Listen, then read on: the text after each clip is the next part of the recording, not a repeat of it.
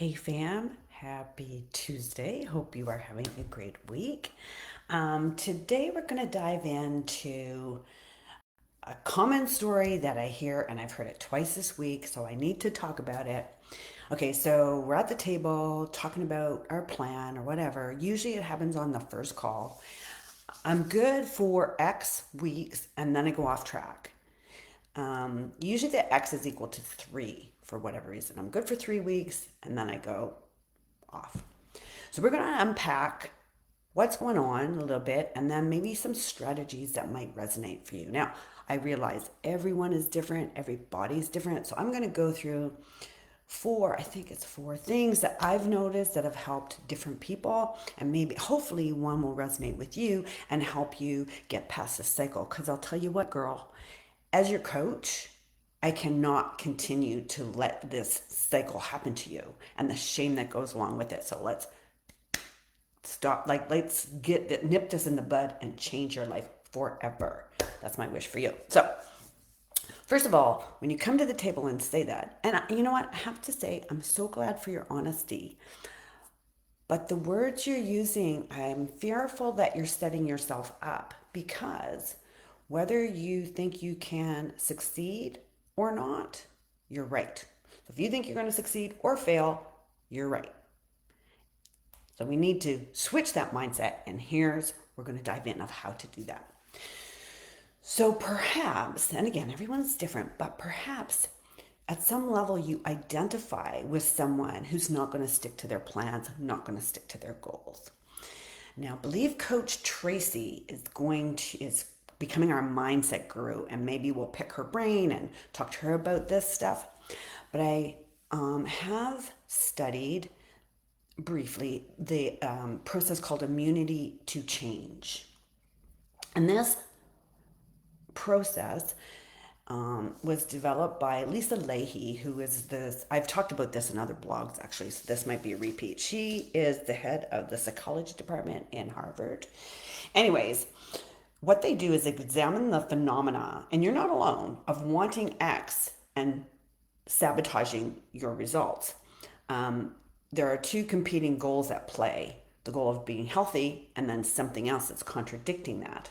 Now, that contradiction is different in everybody, and you may not even be aware of it. I'm going to tell you a little story. I remember a client who was 220, 230, and every time she would get to about 200 pounds, she would just put on 10 pounds at least. And she had this yo-yo. And so we come to the table and I practice this immunity to change process. There is a roadmap. And I talked to her about it. And we peel back the onions, well, we usually end up, every time I do it, we both end up crying, me and the client. Anyway, in her case, we're peeling it back and she was talking to me about her mom, and her mom was very critical and didn't like her weight and blah, blah, blah. And then we're peeling back the onions, and then she says, what if it's something else? And I'm like, I didn't even know what she meant. I'm like, you mean like if you would get sick or what? No. What if I lose the weight and mom still doesn't like me? Right? So no diet, no workout plan is going to fix that. And she didn't even, when the words came out of her mouth, she didn't even realize it until we were talking. And, she couldn't get below 200 because if she got lean and mom still didn't like her, it meant it wasn't the weight that mom didn't like, it was her. So it's like game changing. Anyways, you can look up this. Again, I think Tracy's going to start filling the role to really help us with our mindset. So that's really something that we're going to admire and need, right, in our group. Okay.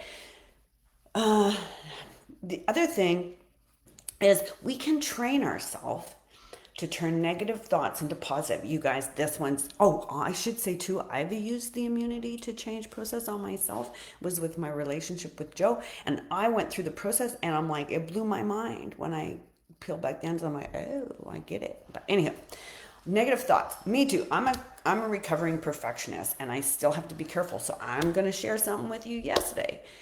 And this is like changing negative thoughts into positive ones. And we can train ourselves to do this and change the pathways in our brain Takes about 21 days. Yesterday, went on the pickleball court. We're playing with higher level people. I did not play very well. And I said, oh my God, gosh, my friends aren't going to want to play with me because I'm not playing very well. My coach won't want to work with me, da da da. And all this, like, we snowball it, right? And this is going to happen, this is going to happen. And then it's like a doomsday story. Um, but the trick is, as soon as you notice that fear, that negative based thinking, you need to switch the script and switch it to what do I want? So in your case, say, I want to be healthy, I want to live a good lifestyle. Um, when you start thinking, I'm going to give up in 3 weeks, what do you want? You want to stick to plan. You want to be that kick-ass woman that you're striving to be.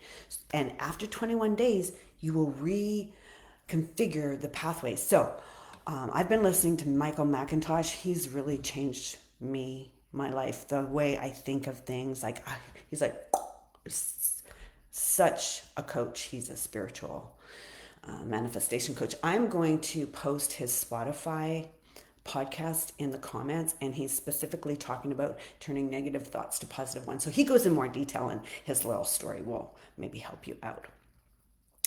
And I'm going to follow up, I'm going to finish up with the assumption, based on what I've seen in my own experience, that often this negativity, this shame, this guilt, these negative emotions come from a place of perfectionist tendencies versus focusing on progress. And again, guys, I can relate. I'm a recovering perfectionist, and still, like my story of my pickleball story, it wasn't perfect, right? And then I get in my head.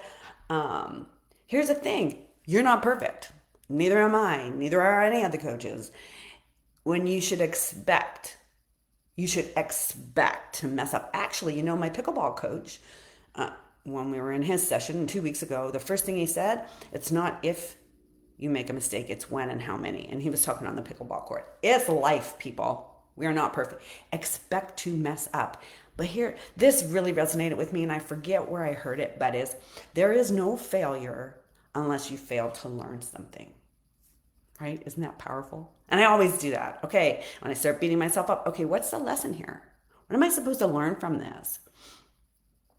Um, and I should normalize it. Like, you're not alone. I mean, there are blogs about it. I like the Good Girls Gone Strong analogy. She's like, if you're going down the basement steps and then you trip, you catch the railing, right? You don't throw yourself down the stairs. But that's what we're doing with our diet plans. Oh, one little mess up, I'll just throw in the towel.